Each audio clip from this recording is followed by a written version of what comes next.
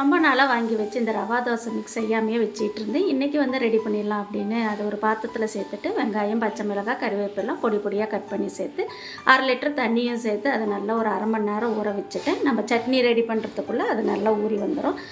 சட்னிக்கு வந்து இன்றைக்கி நம்ம கார சட்னி தான் ரெடி பண்ணுறோம். ஒரு கடையில் 2 டீஸ்பூன் ஆயில் சேர்த்து கொஞ்சம் இஞ்சி, 5-6 பல் பூண்டு, 2 வரமிளகாய், ஒரு கொத்து கருவேப்பிலை, ஒரு பெரிய வெங்காயம், 2 தக்காளியை சேர்த்து நல்லா வதக்கி விட்டு ஒரு மிக்ஸி ஜாரில் சேர்த்து நம்ம அரைச்சி எடுத்துக்கிட்டு வந்துடலாம். அதே கடாயிலே வந்து 2 டீஸ்பூன் ஆயில் சேர்த்து கடுகு, உளுத்தம்பருப்பு, கடலைப்பருப்பு, வரமிளகாய், ஒரு கொத்து கருவேப்பிலையும் சேர்த்து தாளிச்சு விட்டதுக்கப்புறம் அரைச்சது தேவையான அளவு தண்ணி, உப்பையும் சேர்த்து கொதிக்க வச்சுட்டேன்.